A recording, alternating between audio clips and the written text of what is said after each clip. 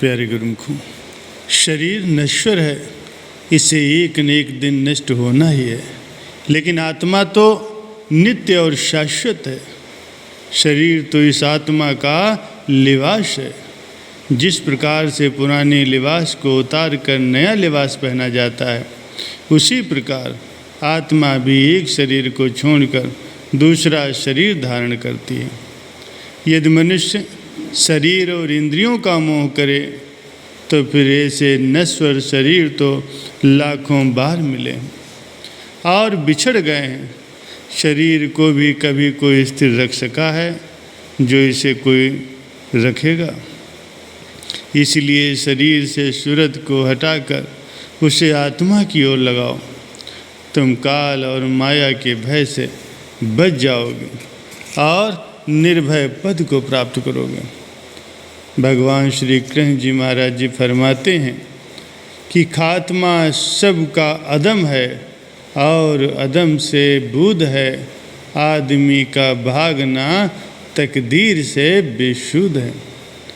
जबकि सबको ही परलोक जाना है, सब वहीं से आते हैं और वहीं को लौट जाते हैं। तब फिर तकदीर से भागना तो व्यर्थ है। काल के इस भय का उपचार केवल ये है कि अपनी सूरत को शरीर और इंद्रियों से हटाकर आत्मा की ओर करो, परमात्मा की ओर करो, सद्गुरु के चरणों से लगाओ।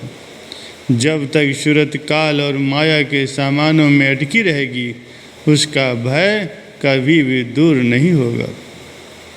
शत्रुओं के भय से जिसे बचना है, वो सदैव सुरक्षित स्थान की तलाश करता है, जहाँ पर शत्रुओं की पहुँच न हो। तुम्हें भटकाने के लिए तुम्हारे पीछे भी काल और माया रूपी शत्रु पड़े हैं। उनसे बचने की सबसे सुरक्षित जगह बतलाते हुए संत कथन करते हैं, काल कर्म की गम नहीं पहुँचे भ्रमबान, दूलन गुरु चरणन रहो क्षेम कुशल स्थान। संत दूलनदास जी कहते हैं कि जहाँ काल और कर्म की पहुँच नहीं है, जहाँ भ्रम और मोह का दुखदायी बाण नहीं पहुँच सकता, अपनी सूरत को उसी क्षेम कुशल स्थान अर्थात सद्गुरु के चरणों में लगाओ। इसीलिए अपनी सूरत को सद्गुरु के चरणों में तथा परमात्मा के ध्यान में लगाओ, क्योंकि जीव के क्षेम और कुशलता का सिर्फ यही ठिकाना। जीव सदैव काल और कर्म के चक्कर में फंस करके दुखी और परेशान रहता है, परंतु जिस मनुष्य की सूरत सद्गुरु के चरणों की ओर लग गई, वो काल और कर्म के बंधन से सदा सर्वदा के लिए मुक्त हो गया। वहाँ मोह और भ्रम मनुष्य को दुखी करने के लिए अपना बाण नहीं चला सकते। इसीलिए काल का भय अपने दिल से निकाल फेंको। जो सद्गुरु के सेवक हैं और जिनकी सूरत सद्गुरु के ध्यान में लगी हुई है, वे तो सदैव काल से निर्भय रहते हैं। तुम काल और माया के पदार्थों की इच्छा मत करो, अपितु उसके बदले सद्गुरु के प्रेम की अभिलाषा करो, तो फिर काल तुम्हारा कुछ भी नहीं बिगाड़ सकता।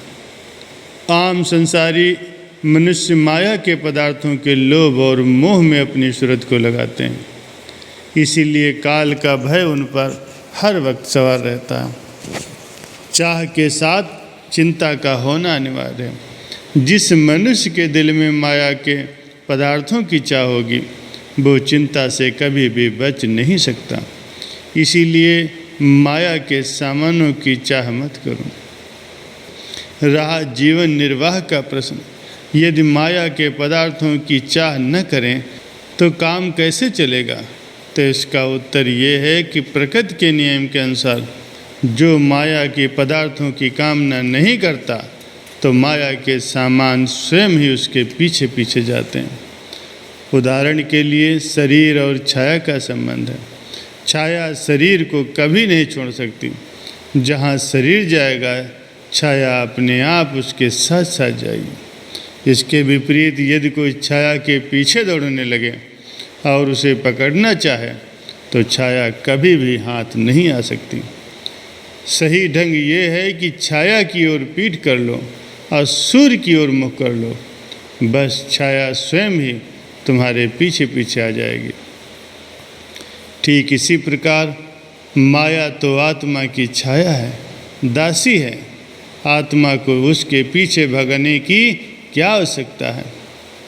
आत्मा को रुख परमात्मा की ओर कर दो तो माया स्वयं ही आत्मा के पीछे पीछे भागती चली आएगी। इच्छा में अनिच्छा और संबंध में असंबद्धता का जीवन ही वास्तविक जीवन है। गोस्वामी तुलसीदास जी का कथन है, जिम सरिता सागर मह जाई, यद्यपि ताहि कामना नाही, तिम सुख संपत्ति बिनहि बुलाए, धर्मशील पहि जाय सुभाए।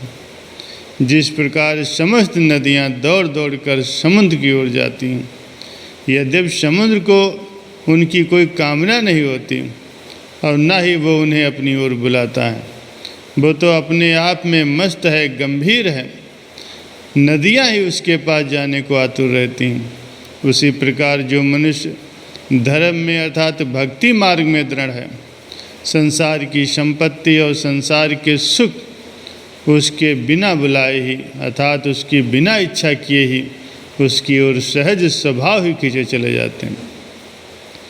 इसलिए माया की कामना और माया का लोभ छोड़ो, यही तो काल के भय का कारण है। माया वस्तुतः भक्ति की दासी है और संसार माया की गुलामी कर रहा है। जो मालिक और सद्गुरु का सेवक है वो माया का दास कभी नहीं बनता और इसीलिए ही वो काल के भय से सदैव सुरक्षित रहता है।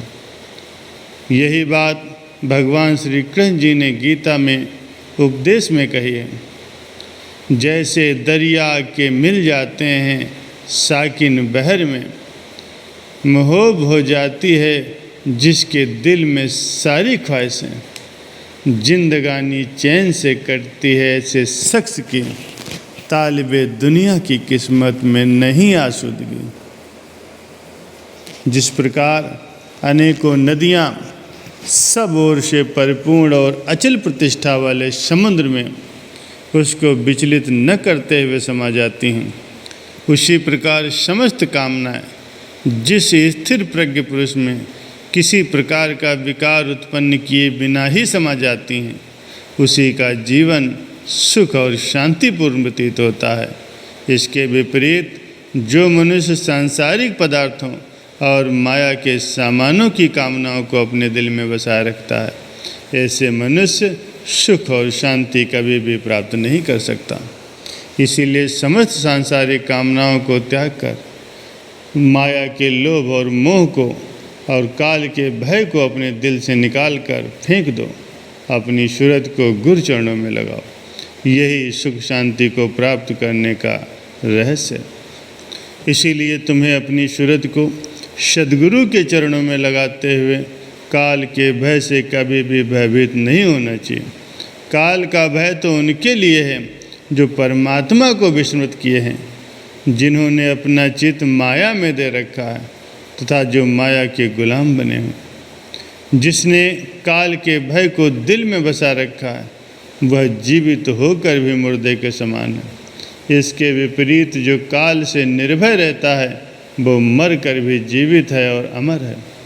इसीलिए कोई भी सेवक काल के भय को अपने हृदय में स्थान न दे। काल के भय को दिल से निकाल फेंको और निर्भय होकर सद्गुरु के चरणों में अपनी सूरत लगाओ। यही जीव के लिए सबसे सुरक्षित स्थान है।